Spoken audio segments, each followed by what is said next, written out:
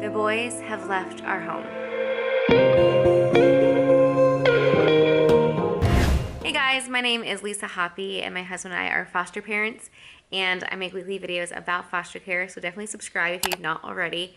I've been telling you about these 3 boys, brothers that we had in our care, and they were only with us for 9 days.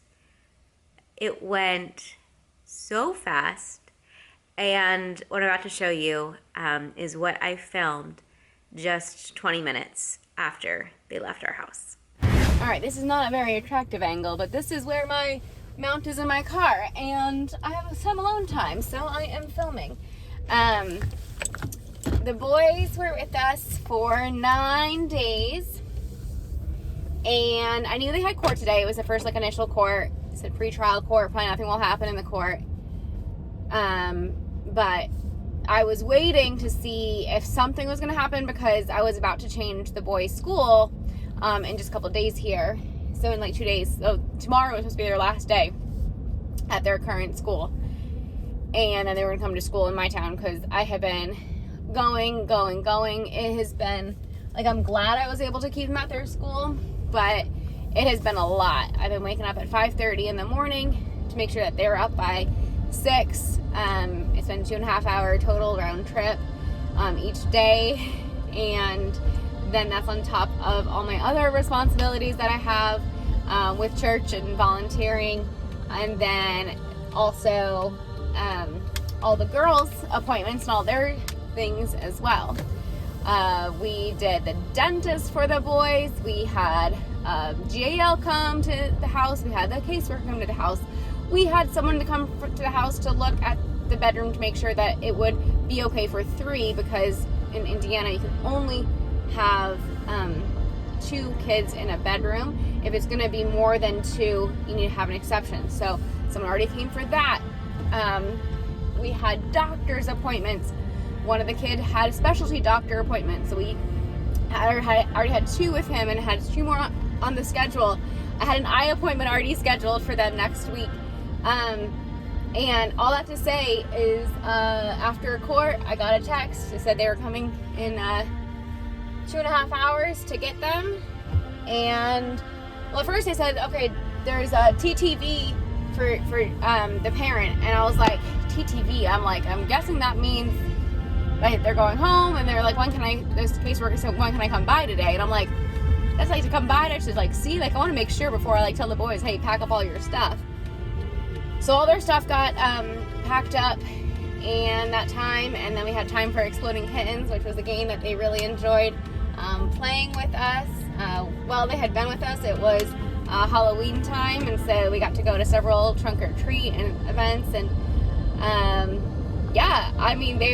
I'm gonna cry because they were only with us for 9 days, but those boys are really special, and we bonded pretty fast. The 13-year-old, he was starting to confide in me a little bit when I picked him up from school. It'd just be him before I went and got the brothers, and he was telling me about girl drama and all the stuff, and it was really good. And then I connected with the middle, he is an awesome dude, and then the youngest, just so sweet and so kind, all of them.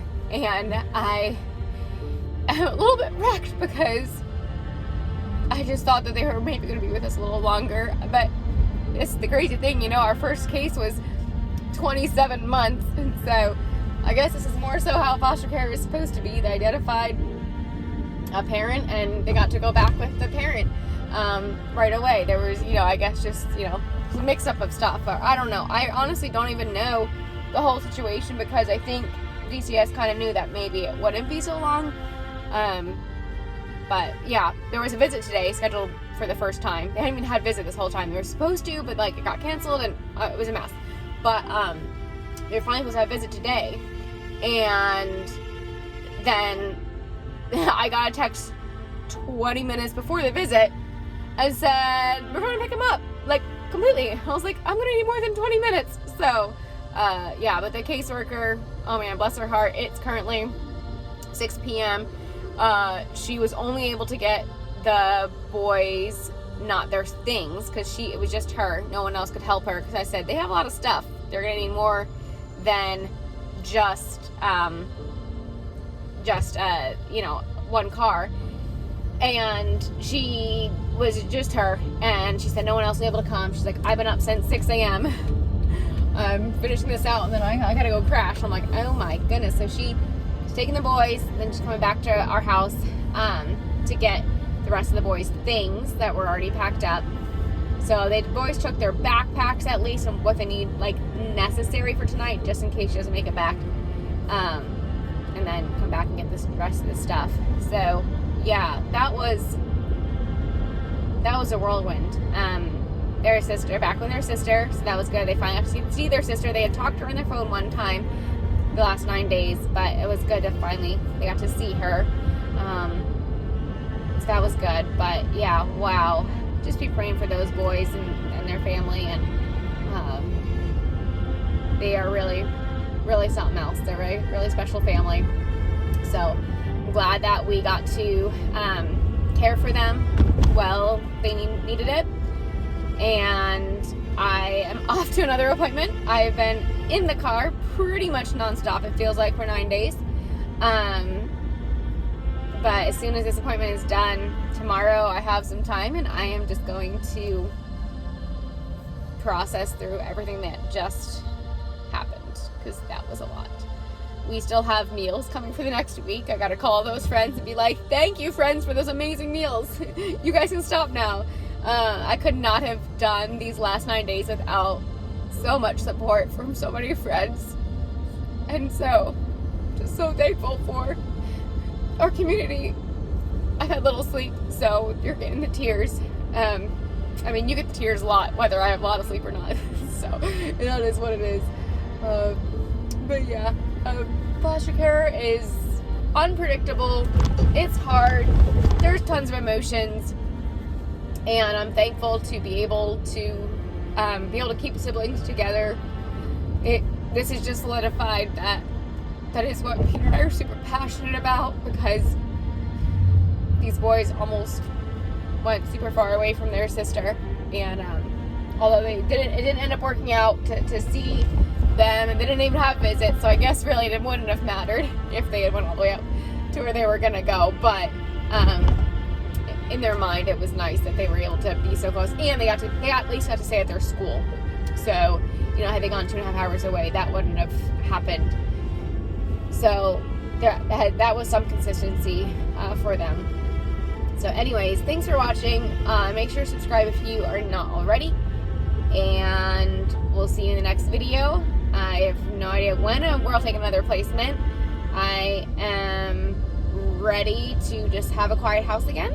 And the plan was never to take these boys. We were given the 2 teens. But yeah, so thank you so much. And yeah, who knows what's next, but God knows, and I make plans, and then God directs our steps. So we'll see what is next. And that was over a month ago when the boys left, and so much has happened in the last month. I will catch you up over the next probably month's worth of videos. It's seriously been crazy. But the boys definitely left an impression on both Peter and I. Peter was actually out of town when the boys left, and he did not expect that they would be leaving during that court. And so he didn't ever really say official goodbye. While the boys were packing up, I gave Peter a heads up, and he was able to step away from his work for a minute to give him a call and say goodbye, and just let them know, that it was great hanging out with them. And then Peter texted me, and he's like, oh my goodness, why am I tearing up? Why am I crying? They were just really special boys, and we were just really starting to form a great bond with them. And then for them just to leave, it was really crazy. Our last case that we had of 3 kids lasted for 27 months, and then these lasted, they were only with us for 9 days. And I did not think that the case was going to go 27 months, but I did think it was going to go for a little bit longer. And so it was just like so crazy. I had, as soon as they left the next day, I had to make a lot of phone calls and cancel a bunch of appointments, or I even passed the information on to their parent. So hopefully their parent could take them to those appointments. And I did call the places and say, hey, I'm not bringing them, but maybe their parents will. So like keep it on the books. Honestly, I really don't know what happened with all those appointments. I had an eye appointment, another doctor's appointment, a dentist appointment, all for them. So yeah, it was crazy when I came back in. The 17-year-old, one of our 17-year-olds and the 11-year-old boy, they were like glue. They call each other their twins. They had so much in common. The 11-year-old reminded our 17-year-old of her brother, and so it was awesome to have the boys in the house. And I think it was good for the boys to have a girl in the house because they had a sister who they were not with, but I think it was helpful that there were other girls in the home.